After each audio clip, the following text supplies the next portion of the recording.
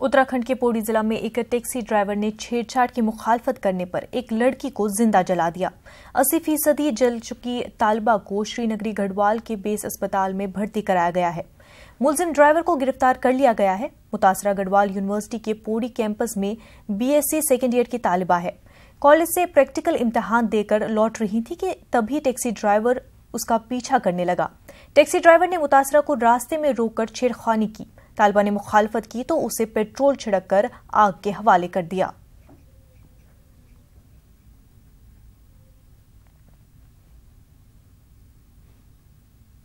लड़की का उसका पापा का नाम? हाँ, उसके पापा का नाम मोहन सिंह। अच्छा, क्या हुआ था आज सुबह? कितने बजे निकली थी लड़की? और लड़की तो घर से 1 बजे से था उसका प्रैक्टिकल, 5 बजे तक होना था, कहीं थी उसके बीच में ही होना था। तो कितने साढ़े मतलब 11:15 करीब निकली थी घर से। आपको कब सूचना मिली इस बात की?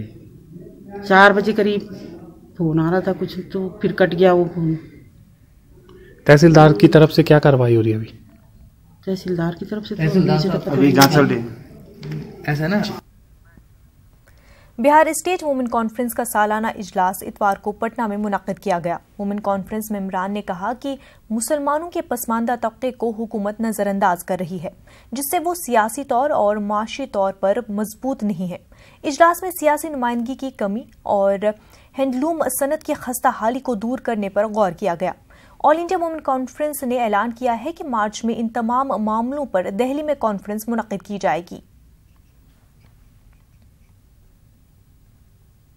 बिरादरी के दानिश्वरों को, इस बिरादरी के नौजवानों को बिल्कुल नज़रअंदाज कर दिया है, जिसकी वजह से एक बहरानी हालत पैदा हो गई है। ज़रूरत इस बात की है, हम लोग इसके लिए बेदारी पैदा कर रहे हैं और जाहिर है कि इस बिरादरी की आबादी बहुत ज़्यादा है और इसी वजह से जो भी सियासी पार्टियाँ थी सबों ने इस बिरादरी को अपने साथ मिला करके रखा, जिसकी वजह से उन्हें कामयाबी होती रही। बिल्कुल इग्नोर किया जाता है और अभी भी इग्नोर नहीं है।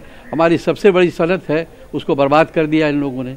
मुसलमानों की सनत जो है वो हैंडलूम सनत जो है मुसलमानों की सबसे बड़ी सनत है, उसको आज। वादी कश्मीर में सदियों से सूफियाना मौसीकी काफी मकबूल है। ऐसा माना जाता है कि सूफियाना शायरी इंसानी जज्बात की एक अलग और बेहतर तरीके से अक्कासी करती है।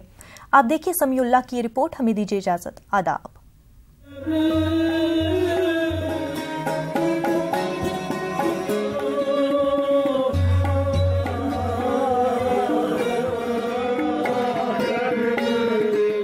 वादी कश्मीर में सूफियाना मौसीकी की तारीख काफी पुरानी है।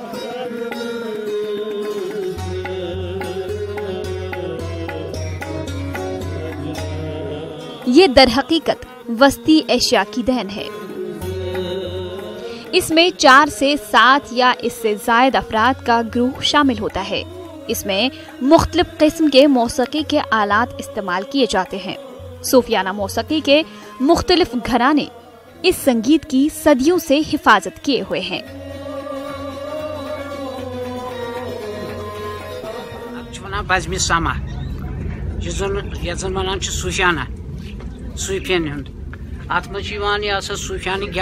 हमारी जबान, हमारा संगीत, सूफियाना संगीत, हम किस तरह जिंदगी की कौम की पहचान होती है, असल में दरअसल उसका कल्चर होता है। और एक सूफीज़म को बढ़ावा देने के लिए जिनकी तालीम है मोहब्बत का, इख्वत का, क्योंकि कोई मजहब किसी में मुनाफरत नहीं है, सिर्फ मोहब्बत का पैगाम है।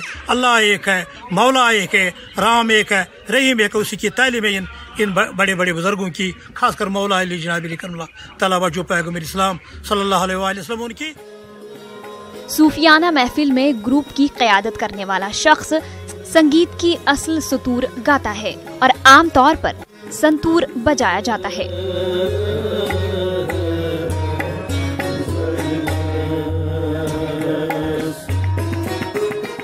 सूफियाना मौसीकी में कश्मीरी सूफी शायरी और फारसी जबान की शायरी का मिलन एक अलग ही असर पैदा करता है।